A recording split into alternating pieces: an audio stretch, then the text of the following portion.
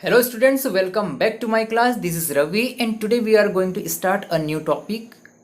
Social science MP board से लिया गया है class 10th chapter number 13 functioning of Indian democracy. Civics का सेकेंड चैप्टर है एंड ओवरऑल इंडेक्स के अकॉर्डिंग चैप्टर नंबर 13 है। So without wasting the time let's begin. सबसे पहले तो हम डेमोक्रेसी का मतलब जान लेते हैं। डेमोक्रेसी का मीन होता है जो इब्राहिम लिंकन ने परिभाषा दी है, मुझे काफ़ी अच्छी लगती है वो।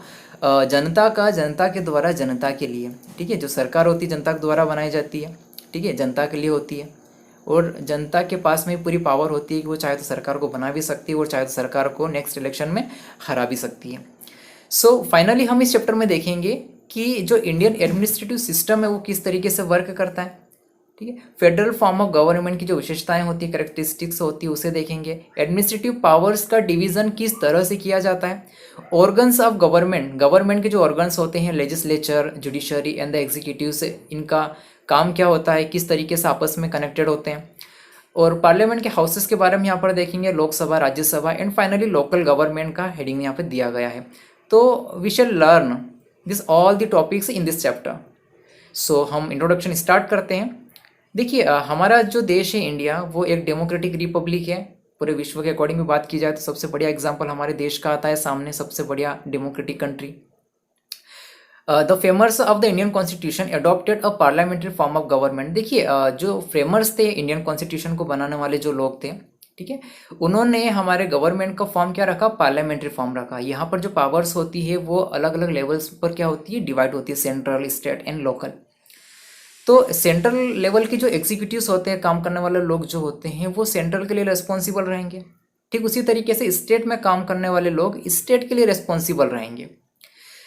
सेकंड पैरा में यहाँ पर बताया गया है कि जो काम करने वाले लोग होते हैं, जो एग्जीक्यूटिव्स होते हैं, वो दो तरह के होते हैं, ठीक है, टू टाइप्स। सबसे पहला तो नॉमिनल, ठीक है। देखिए एक एग्जांपल यहाँ पे देता हूँ कि there are much difference between prime minister and president, ठीक है। प्रेसिडेंट और प्राइम मिनिस्टर में काफ़ी डिफरेंस होता है। आप लोग ओवरऑल अगर देखेंगे तो सबसे ज़्यादा जो नाम होता है वो पीएम का सुनने में आता है, क्योंकि सबसे ज़्यादा काम करने वाला व्यक्ति वही होता है, ठीक है। लेकिन प्रेसिडेंट का नाम आप काफ़ी कम सुनते हैं। क्यों? क्योंकि प्रेसिडेंट एक नॉमिनल हेड है, हमारी कंट्री का नॉमिनल हेड है। लेकिन प्राइम मिनिस्टर जो होता है वो हेड ऑफ द गवर्नमेंट होता है। तो ओवरऑल जो एग्जीक्यूटिव फंक्शंस होते हैं वो कौन परफॉर्म करता है, वो प्राइम मिनिस्टर परफॉर्म करता है। आगे देखते हैं। The framers of constitution have adopted a federal form of government for India in which there is a mix of unitary and federal system। देखिए हमारे देश में जो फॉर्म अप्लाई होता है गवर्नमेंट का, वो मिक्स सिस्टम है, ठीक है। यहाँ पे सेंट्रल भी वर्क करता है और स्टेट गवर्नमेंट भी वर्क करती है। अब आगे देखते हैं। Besides there is a government for each state in which is known as the state government. देखिए जो सेंट्रल लेवल पर काम करती है वो गवर्नमेंट सेंट्रल गवर्नमेंट कहलाती है और स्टेट पर काम करने वाली गवर्नमेंट को स्टेट गवर्नमेंट कहा जाता है। ये सिंपल सी बात है। There is a division of powers and jurisdiction between the central and state government. देखिए दोनों का जो जुरिस्डिक्शन होता है, इट मीन्स जो क्षेत्राधिकार होता है, वो क्या होता है, डिसाइडेड होता है। हमारे कॉन्स्टिट्यूशन में डिसाइड है कि सेंट्रल गवर्नमेंट के पावर्स कहाँ तक है, स्टेट गवर्नमेंट के पावर्स कहाँ तक है, ठीक है। इनके जुरिस्डिक्शन भी क्या होते हैं, डिसाइडेड होते हैं। देन नेक्स्ट इन दोनों का एक काम होता है social, political, economic justice for the people of India, ठीक है। इनके मेन ऑब्जेक्टिव्स होते हैं, इनके उद्देश्य होते हैं कि इनके लिए ही काम किया जाएगा। 13.1 इंडियन एडमिनिस्ट्रेटिव सिस्टम के बारे में देखेंगे। देखिए अब यहाँ से आपका मेन कॉन्सेप्ट चालू होता है। अभी तक तो इंट्रोडक्शन वाला पार्ट था। The Indian administrative system is as follows, ठीक है। ये स्पेलिंग यहाँ पे रॉन्ग है। First central government, second state government, third local government, ठीक है। बारी बारी से हम इन तीनों लेवल्स के बारे में देखेंगे और काफ़ी प्रैक्टिकल है ये, क्योंकि ये पॉलिटिकल इन्वायरमेंट से रिलेटेड है, ठीक है। आपके आसपास की चीज़ें हैं, बस थोड़ा समझने की, अगर आप समझ लेंगे तो आपके लिए काफ़ी ईजी हो जाएगा इसे सीखना। देखिए सेंट्रल लेवल पर जो एग्जीक्यूटिव्स होते हैं, the president and the prime minister and the cabinet minister, ठीक है। सबसे ऊपर कौन होता है, प्रेसिडेंट होता है, फिर उसके नीचे प्राइम मिनिस्टर और उसके साथ में उनकी पूरी कैबिनेट। हिंदी में कहें तो राष्ट्रपति, प्रधानमंत्री और प्रधानमंत्री के जितने भी मंत्री होते हैं जो उसको सपोर्ट करते हैं, एडवाइस देने का काम करते हैं, वो पूरी कैबिनेट होती है, उसकी परिषद कहलाती है। Indian parliament and the supreme court etcetera. इसके अलावा इंडियन पार्लियामेंट और सुप्रीम कोर्ट भी होती है सेंट्रल लेवल पर। स्टेट लेवल की अगर हम बात करें यहाँ पर, तो हर स्टेट में एक राज्यपाल होता है उसके बाद में चीफ मिनिस्टर यानी कि मुख्यमंत्री होता है, और उसके कैबिनेट मिनिस्टर्स होते हैं, और विधानसभा और हाई कोर्ट होती है। देखिए यहाँ पर थ्योरिकल पार्ट में इतने सारे नाम आपके सामने मैं ले रहा हूँ तो काफ़ी कन्फ्यूजन क्रिएट हो रहा होगा, इसकी टेबल हम देखेंगे तो ज़्यादा क्लियर होगा। देखिए यहाँ पर Indian administrative system, central government, और दूसरा यहाँ पर है स्टेट गवर्नमेंट। सबसे पहले हम सेंट्रल गवर्नमेंट पे देखते हैं कि उसमें काम करने वाले लोग कौन कौन होते हैं। सबसे पहला यहाँ पर आता है लेजिस्लेचर। ठीक है, लेजिस्लेचर कौन होता है? जो कानून बनाता है, मतलब कि हमारे देश की जो सबसे बड़ी संस्था होती है, सबसे बड़ी कानून बनाने वाली संस्था जो होती है, क्या कहलाती है? वो पार्लियामेंट कहलाती है। देखिए यहाँ पर पार्लियामेंट है।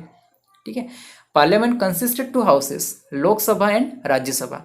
तो यहाँ पर काउंसिल ऑफ स्टेट का नाम दिया गया है राज्यसभा। ठीक है, लोकसभा यहाँ पे मिस है। अब देखते हैं, लेजिस्लेचर का काम तो हो गया कानून बनाने का। अब कानून बनाने के बाद क्या होगा? ठीक है, जो कानून इन्होंने बनाया है उसको इम्प्लीमेंट करवाने का काम किसका रहेगा? एग्जीक्यूटिव्स का रहेगा। ठीक है, जो जो कौन कहलाते हैं? प्रेसिडेंट कहलाते हैं, काउंसिल ऑफ मिनिस्टर्स कहलाते हैं। ठीक है, अब इनके सेफ गार्डिंग का काम किसका रहेगा? कानून बनने के बाद इनको सेफ गार्डिंग का काम किसका रहेगा? इसको इंटरप्रेट कौन करेगा? तो उसके लिए जुडिशरी होती है।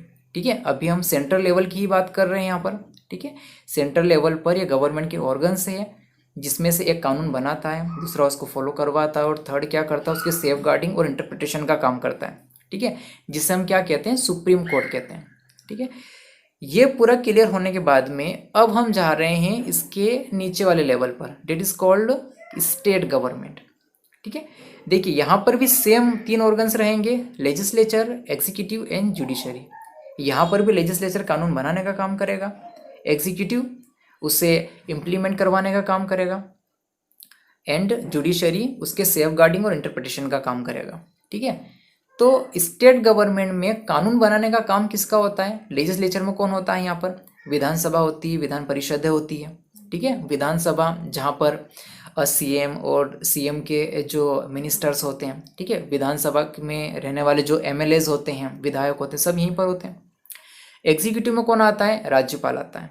ठीक है, ये राज्यपाल कहाँ से आता है? इसे सेंट्रल गवर्नमेंट अपॉइंट करती है। और यहाँ पर कौन होते हैं? काउंसिल ऑफ मिनिस्टर्स होते हैं, चीफ मिनिस्टर के। और फाइनली यहाँ पे जुडिशरी यानी कि जो अदालतें हैं, जो न्यायालय, वो कौन होता है? हाई कोर्ट होता है। ठीक है, हर स्टेट का एक हाई कोर्ट होता है, और उसके नीचे कौन काम करता है? डिस्ट्रिक्ट कोर्ट काम करता है। हर जिले में एक डिस्ट्रिक्ट कोर्ट भी होता है। ठीक है, तो बेसिक हम लोगों ने यहाँ पर देखा है कि इंडियन एडमिनिस्ट्रेटिव सिस्टम दो लेवल पर वर्क कर रहा है। यहाँ पर लोकल लेवल वाला पार्ट इसके लास्ट में दिया गया है, तो उससे लास्ट में देखेंगे। Central level, state government, sorry central government and state government, तीनों के सेम ऑर्गन्स हैं। लेजिस्लेचर जो कानून बनाता है, एग्जीक्यूटिव जो उसे फॉलो करवाता है, और जुडिशरी जो सेफ गार्डिंग और इंटरप्रिटेशन का काम करता है। दोनों ही सेम है, बस इनके एग्जीक्यूटिव क्या होंगे? चेंज हो जाएंगे, और कोर्ट चेंज हो जाएगी। सेंट्रल लेवल पर सुप्रीम कोर्ट है, और स्टेट लेवल पर हाई कोर्ट है। अब यहाँ पर हम देखेंगे characteristics of federal form of government. देखिए फेडरल फॉर्म ऑफ गवर्नमेंट की जो कैरेक्टरिस्टिक्स है उसे हम देखते हैं। सबसे पहला आता है ड्यूअल गवर्नमेंट। बिल्कुल सही है, ड्यूअल गवर्नमेंट है, सेंट्रल गवर्नमेंट और दूसरा स्टेट गवर्नमेंट, दो हो गई। Division of powers between centre and the state. अब जाहिर सी बात है, ड्यूअल गवर्नमेंट है तो सेंट्रल के पावर्स अलग होंगे और स्टेट गवर्नमेंट के पावर्स अलग होंगे। Constitution to be supreme and in written form. देखिए हमारे देश में, ठीक है, वैसे कहा जाए तो हमारे देश का जो संविधान है सबसे बड़ा रिटर्न कॉन्स्टिट्यूशन है। ठीक है, विश्व का सबसे बड़ा रिटर्न कॉन्स्टिट्यूशन है।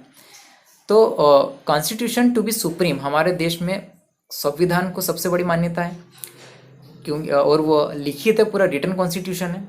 सुप्रीमेसी ऑफ जुडिशरी, ठीक है, हमारे देश में जुडिशरी की सुप्रीमेसी होती है। अगर कोई भी डिस्प्यूट क्रिएट होता है, चाहे वो सिटीजन वर्सेस गवर्नमेंट हो, सिटीजन वर्सेस सिटीजन हो, ठीक है, स्टेट वर्सेस सिटीजन हो, तो उसके लिए जुडिशरी को सुप्रीम माना गया है। लेजिस्लेचर के 2 हाउसेस होते हैं, ठीक है, जो हमारी पार्लियामेंट है उसके 2 हाउस हैं, लोकसभा और राज्यसभा। तो ये फेडरल फॉर्म ऑफ गवर्नमेंट की क्या हो गई? कैरेक्टरिस्टिक्स हो गई। इनका डिस्क्रिप्शन यहाँ पे नीचे दे रखा है। देखिए ड्यूअल गवर्नमेंट, जैसा कि मैंने आपको बताया, union government and state government. Union government को आप सेंट्रल गवर्नमेंट भी कह सकते हैं, there is an executive in the union where there is council of ministers and there are president. अब देखिए सेंट्रल लेवल पर काम करने वाले जो एग्जीक्यूटिव्स होंगे, जैसा कि हम लोगों ने यहाँ ऊपर वाली टेबल पे देखा था, सॉरी स्ट्रक्चर में देखा था, ये रहे प्रेसिडेंट और council of ministers including prime minister.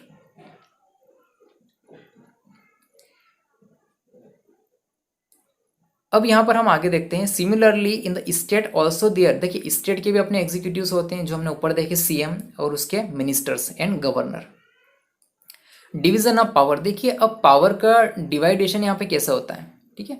There is a division of powers between the union and the states under the constitution. देखिए कॉन्स्टिट्यूशन में मेंशन किया गया है किसको कितनी पावर्स दी गई है। देखिए सबसे पहले यहाँ पर है constitution in the following manner, the union, कुछ लिस्ट बनाई गई है। देखिए सबसे पहली लिस्ट यूनियन लिस्ट है, फिर स्टेट लिस्ट है और कॉन्करेंट लिस्ट है, ठीक है। यूनियन लिस्ट यानी कि इसमें जितने भी पावर्स लिखे गए हैं वो सब कौन परफॉर्म करेगा, सेंट्रल गवर्नमेंट परफॉर्म करेगी। स्टेट लिस्ट में कौन सी पावर होगी, जो स्टेट गवर्नमेंट को परफॉर्म करना है उस पर सेंट्रल इंटरफेयर नहीं करेगा, और ना ही यूनियन लिस्ट में स्टेट इंटरफेयर करेगा।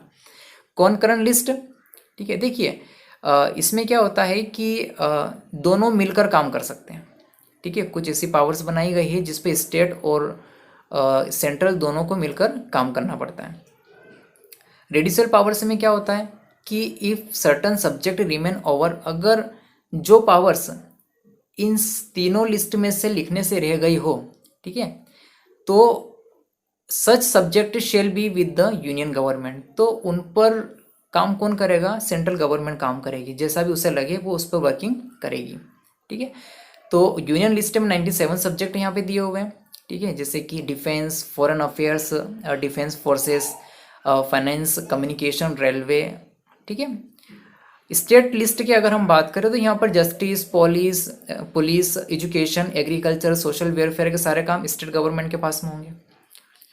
कॉन्करेंट लिस्ट में originally there were 47 subject in this list, but after 42, देखिए 42 अमेंडमेंट के बाद में इसमें 4 सब्जेक्ट और जोड़े गए हैं, और प्रेजेंट अगर बात करो तो इसमें 52 सब्जेक्ट हैं अकॉर्डिंग टू 2018 एंड 19 की बुक है मेरे पास ही है। So social security, social insurance, labour welfare और काफ़ी सारे सब्जेक्ट यहाँ पे दे रखे हैं, आप लोग इसमें देखिएगा इसे।